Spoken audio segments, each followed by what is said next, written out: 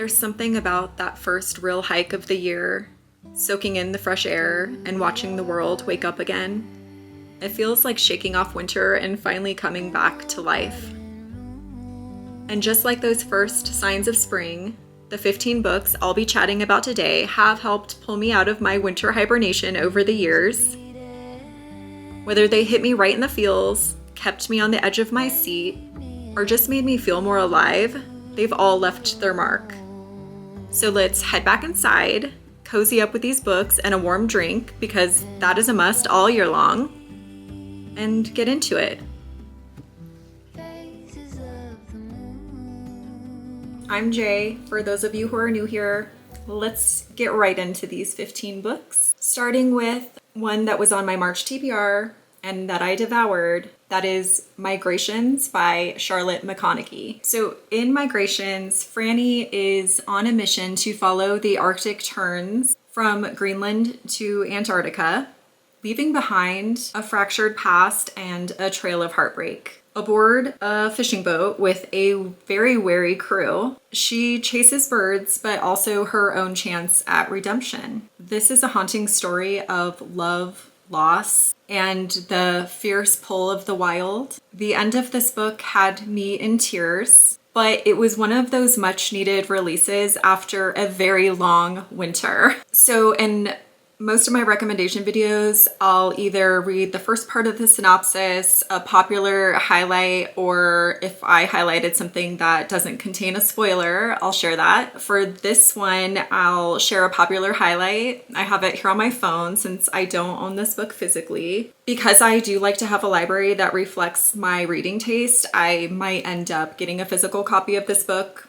I liked it that much. Okay, so a popular highlight from Migrations. A life's impact can be measured by what it gives and what it leaves behind, but it can also be measured by what it steals from the world. Highly, highly, highly recommend that one. It was so, so good. Okay. The second book I'm going to recommend you read this spring, or any spring, anytime. Okay, let's be real. You can read it anytime, but I recommend you read it this spring, and that is Ghost Written by David Mitchell. This one, I do have a physical copy. This book is a wild, ambitious ride that takes you all over the globe, from Tokyo to London to rural China, following 9 very different characters whose lives are somehow all connected. This reads very much like a puzzle, where each piece feels separate at first, but then start clicking together. By the end, you're left with this big question about fate, connection, and whether everything is linked in some crazy, inevitable pattern. It's part literary fiction, part thriller, and part mind-bending existential trip. This one, I did not yet have the physical copy when I read this book, and I took a picture with my phone that I found today of a quote and then found what page it was on. It's just a one-liner that I loved between these two characters who have just met. The her that lived in her looked out through her eyes, through my eyes, and at the me that lives in me. I loved that. And I'll also just read the first couple sentences of how this book gets going so that it's very clear just how beautiful David Mitchell's writing is. Who was blowing on the nape of my neck? I swung around. The tinted glass doors hissed shut. The light was bright. Synthetic ferns swayed very gently up and down the empty lobby. Nothing moved in the sun-smacked car park, beyond a row of palm trees and the deep sky. Bringing this book back into focus for this video makes me want to reread it. It was so good. Okay, so my next springtime recommendation is Lovely War by Julie Berry. As the title suggests, love and war collide in this sweeping historical novel narrated by Greek gods. In it, 2 love stories unfold against the chaos of World War I, showing how love endures even in the darkest of times. So for this one, I have a quote in the middle of the book. Let me see if I should possibly read how this one gets going as well. I definitely like to give a taste of the book, and if there's a quote that really stood out to me, while never giving anything away. I think it's a nice demonstration of the writing. It is early evening in the lobby of an elegant Manhattan hotel. Crystal prisms dangling from the chandeliers, glow with soft electric light. On velvet couches near the fire, couples sit close. The men in officers' uniform, the women in evening wear, resting their heads on their gentlemen's shoulders. Okay, so the quote that I have tabbed, "My Lord Hades," she says sweetly, "I've been telling these gods a tale of love to demonstrate, among other things, the vital role death plays in making true love possible. We've always understood each other, you and I.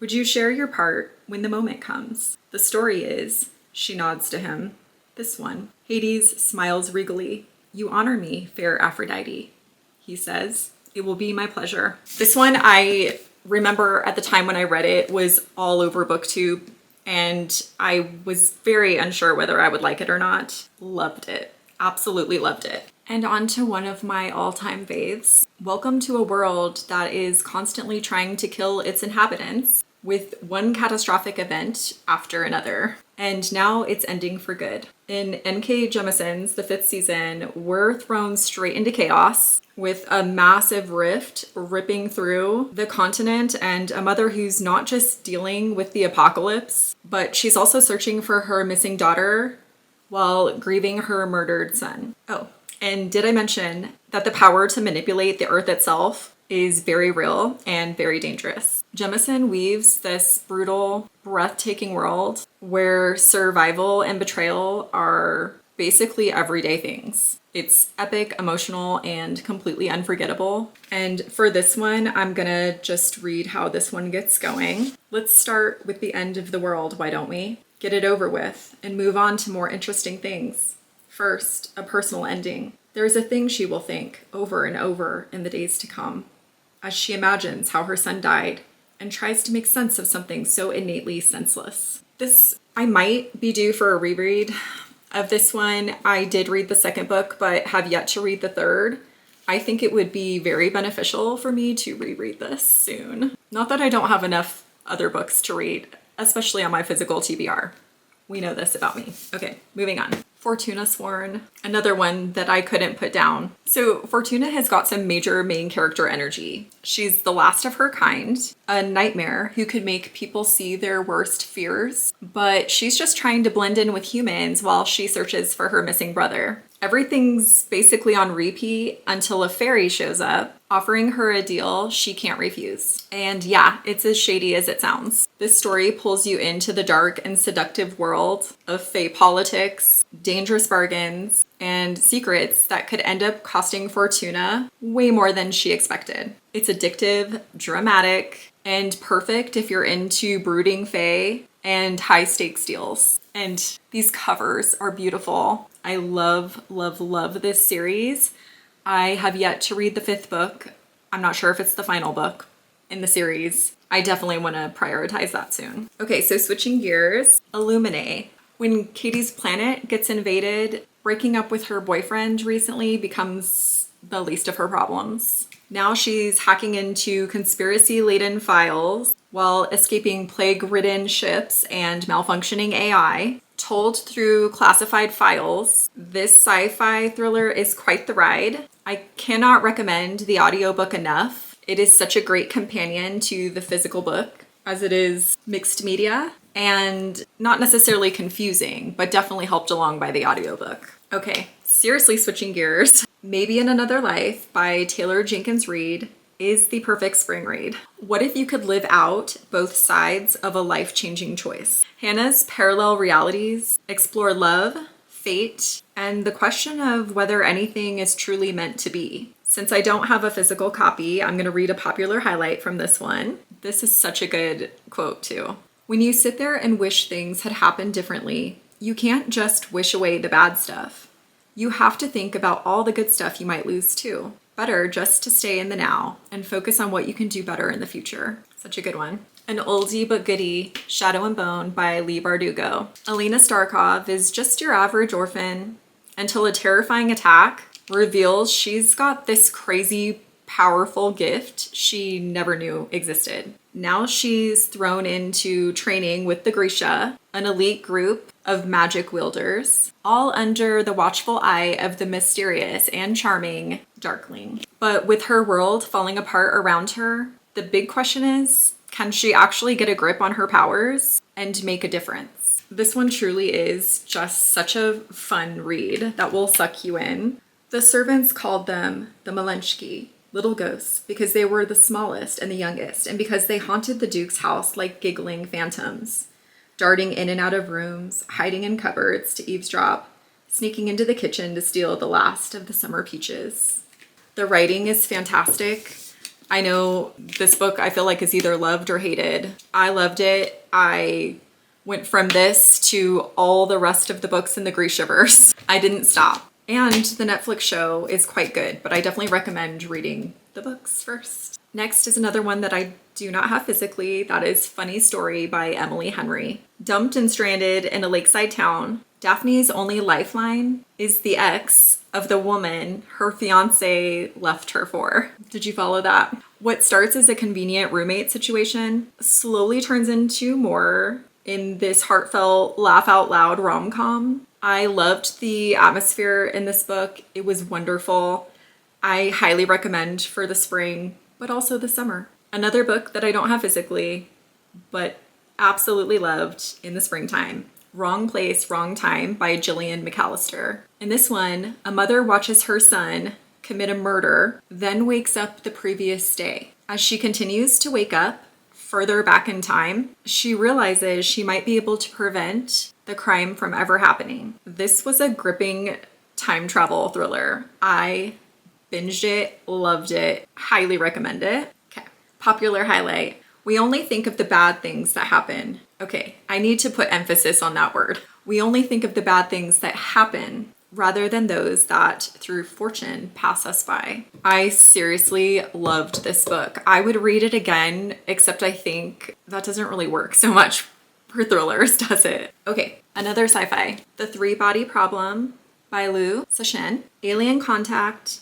political intrigue, and doomsday cults. This sci-fi epic starts with a mysterious signal from Earth that triggers a deadly countdown. Humanity has to figure out whether to fight or embrace the extraterrestrial threat. This, I will be honest, is not an easy read. I would recommend the audiobook companion to the physical book simply for the name pronunciations. That would be really helpful. Instead, I think I was looking them up as they came. Tabbed this one to basically keep up with the world building that goes on. This is a series. This is just the first book. And I will read one of the quotes that I simply liked, not that it was world building. In reality, I'm not so detached. I haven't been able to sleep the last few nights. Every morning when I see the sunrise, it feels like sunset. He turned to Wong and after a long pause added, and it's all because God, or the Lord she talked about,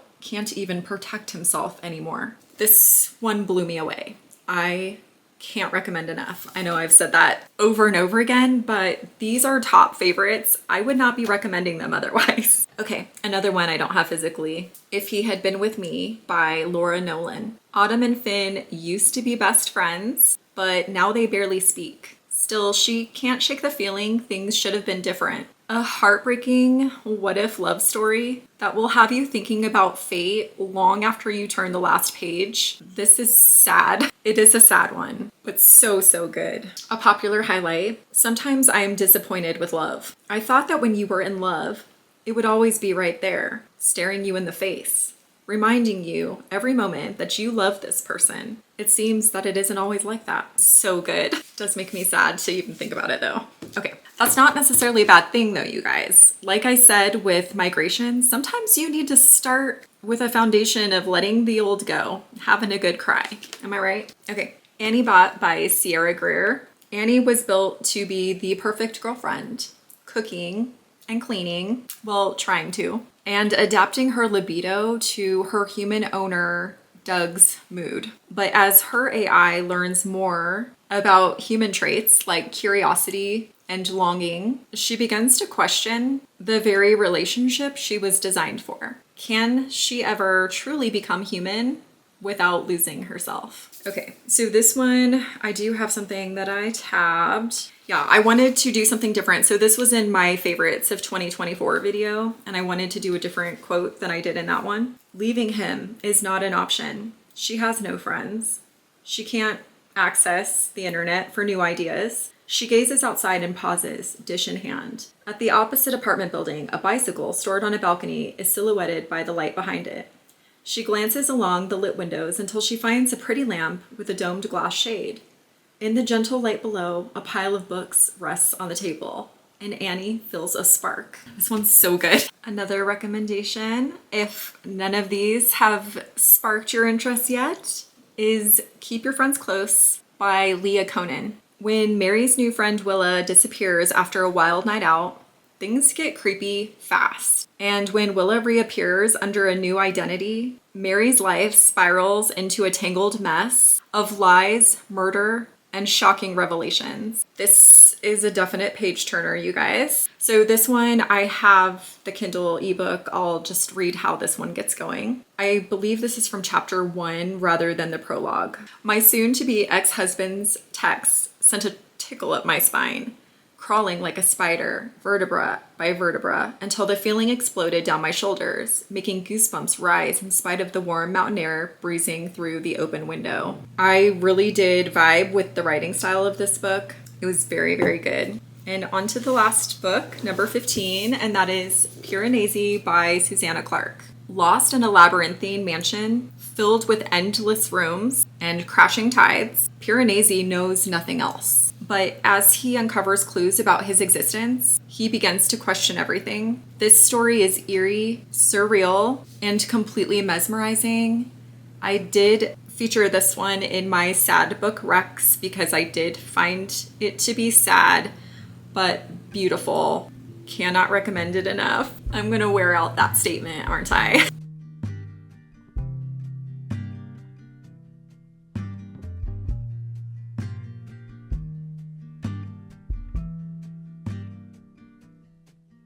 Do let me know if you guys have read any of these. What are your favorite reads from springtime? Whether they're books you read in the spring and really felt like they were a vibe, or they actually take place in the springtime, let us all know. Always looking for new recommendations. If you made it to this part of the video, you know I'm gonna thank you for doing so. I really appreciate it. Hope you guys are all doing well, and I will see you again soon in the next video. Bye!